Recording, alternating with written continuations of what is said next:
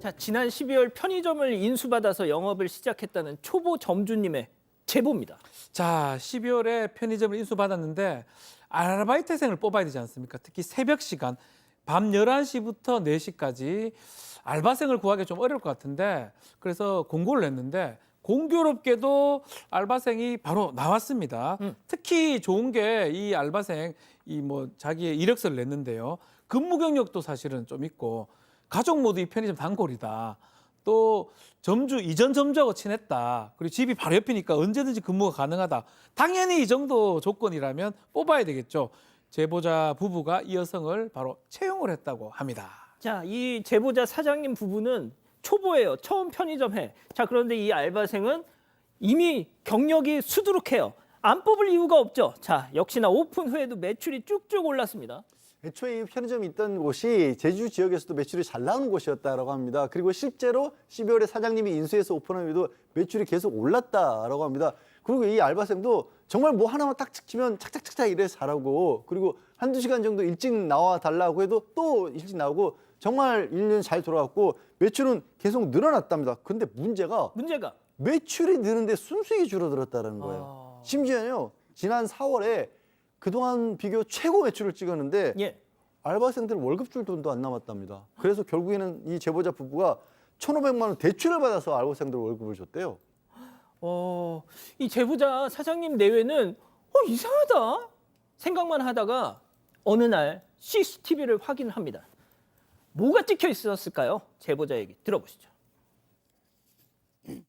편의점 옆에 살고 하니까 서로 편하고 편의점 경험이 많으니까 저희는 초보 점주고 하니까 좀 믿고 있었는데 이제 매출은 계속 올라가고 왜 장사는 잘 됐는데 우리한테 모이는 돈이 없고 대출까지 받아야 되는 상황이니까 생각을 하다가 이제 우연찮게 재고가 안 맞아서 CCTV를 한번 보게 됐어요. 보다 보니까 그 알바생이 그 25,000원짜리 담배를 가방에 챙기는 걸 보게 됐어요. 근데 이게 돈통에 돈을 안 넣는 거예요. 그래서 거의 퇴근할 때까지 시간 다 봐봤는데 결국 안 넣는 거예요. 그 전날 것도 전전날 것도 한번 봐보니까 계속 그러는 거예요.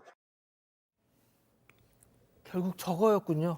네, 철석같이 믿었는데 재고를 확인해 보려고 CCTV를 보았다가 이 알바생이 25,000원짜리 액상 담배를 가방에 딱 넣는 걸 본 거예요. 그런데 나중을 다 돌려봐도 나중에 돈통에 돈을 넣지를 않았어요. 그래서 다른 날 것도 돌려봤더니 다른 날에도 이렇게 액상 담배를 몰래 가져간 날들이 있었습니다. 이렇게 절도를 하는 거를 보고 생각을 해봤더니 지금에야 이해가 되는 좀 그때 당시엔 이해가 안 되는 얘기들이 있었는데 뭐냐면 사장님께서 잘 모르시니까 제가 알아서 발주 넣었어요.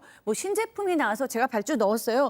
이런 식으로 막 알아서 다 발주를 넣은 적이 있었고요. 그다음에 이제 자기가 계산한 음료수라 그러면서 심지어 음료수를 줬었대요. 그런데 나중에 보니까 그 음료수도 편의점에서 훔친 음료수를 마치 자기가 계산한 것처럼 그렇게 주기도 했다고 합니다. 더 기가 막힌 건 이 사장님이 알바생한테 이거 우리 훔친 거 영상 봤다. 왜 훔쳤냐라고 얘기를 했는데도 불구하고 왜 자기를 못 믿냐면서 그렇게 끝까지 뻔뻔한 태도로 나왔다고 합니다. 자, 이 제보자 사장님 내외는 CCTV를 더 확인해 봤습니다. 아주 충격적인 장면이 또 나왔다는 거죠. 체크포인트 짚어보죠. 문자가 가요가 무슨 얘기인지 제보자 얘기 들어보시죠. 폴스 충전, 네이버페이 충전이라고 하면 편의점에서 다 되거든요. 10만 원 이상 결제되면 문자가 오게 돼 있거든요. 1월 달인가 2월 달 정도에 문자가 한 번 왔어요. 그래서 오늘 폴스 충전했어? 이렇게 얘기를 했죠, 알바한테. 혹시 문자 가요? 이렇게 묻더니 그 기능을 알아내갖고 다 꺼버렸어요. 그러니까 저희는 이제 충전을 하다가도 알 수 없는 상황이었고 수긍을 했죠. 그거 이외에 한 150만 원 정도 있는 것 같습니다. 근데 내가 찾아낸 게 그 이상인데 이렇게 하니까 다시 얘기를 하는 게 한 600 정도 돼요. 형사분들이 이게 통장 입금된 거 내역을 확인해 보니까 그것만 또 700이 넘어요. 그 물건값도 어마어마할 거예요. 그래서 어제 자기 입으로 내뱉은 말은 1,800가량 될 것 같다. 1,800? 네, 이것도 상당히 좀 충격적이고 심각한데요. 이 아르바이트생이 돈통에서 현금을 빼가는 모습, 그리고 이 본인의 휴대전화를 만지작거리는 모습도 영상에서 발견이 됐습니다. 네, 보시면은 영상 보면 휴대전화 이렇게 돈통이 네, 현금통 열렸을 때 돈을 넣어야 하는데 그대로 닫고 영수증을 없애버리는 건데요. 이게 어떤 거냐면 이 모바일 결제 서비스를 충전한 거였는데 편의점에서 현금을 내면 모바일 결제 서비스를 충전할 수 있다고 합니다. 그래서 이걸 이용해서 악용을 한 건데 또 휴대전화의 바코드를 찍고 나서는 현금통이 살짝 아까 보신 것처럼 현금통이 살짝 열리는 걸 곧바로 영수증을 찢어서 버리거나 막기도 했습니다. 와우. 네. 그대로 닫고 없애버린 건데 편의점 영업 초반에 이 충전 알림을 이 제보자가 받은 거예요. 그래서 아르바이트생한테 오늘 충전했냐 이렇게 물어본 적이 있었다고 합니다. 근데 그때 아르바이트생이 문자가 가요? 이렇게 물었다고 하는데 그 이후로는 알람 문자를 한 번도 받은 적이 없다고 해요. 껐으니까. 네, 껐으니까. 그래서 CCTV를 확인한 후에 포스기에 알람 기능이 꺼져 있는 걸 알게 됐는데 이것도 아르바이트생이 포스기를 조작했다고 시인을 했습니다.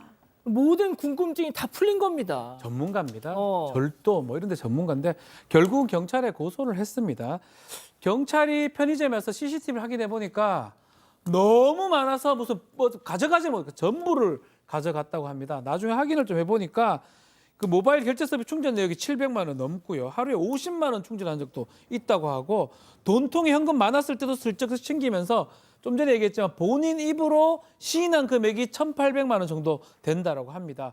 처음에는 미안하다, 죄송하다고 했는데 사과하다가 갑자기 태도가 돌변했다고 어떡해요? 합니다. 자, 그래서 정말 이 제보자가 너무 뻔뻔하게 나와서 저희한테 제보까지 하시게 됐습니다. 자, 그런데 저 지금 영상 속 저 알바생이 사건 반장에도 연락을 했어요. 그러게요. 이 제보 사실을 알았던 모양입니다. 사건 반장 쪽에 연락을 해서 앞으로 이제 사적인 연락이나 요청 같은 거는 일절 받지 않겠다. 상담을 해본 결과 변호사에게 모든 어떤 가족들도 책임을 지고 형사처벌을 받는 쪽으로 선택을 했다라고 했습니다. 근데 거기서 그치질 않고 지금 수사를 받고 있는 중이기 때문에 본인 동의 없이 이 제보 이루어진 거고 이 동의 없이 방송이 될 경우에는 이 법적인 어떤 대응도 검토하겠다라는 취지로 사건 반장 측에 연락을 해왔다고 합니다.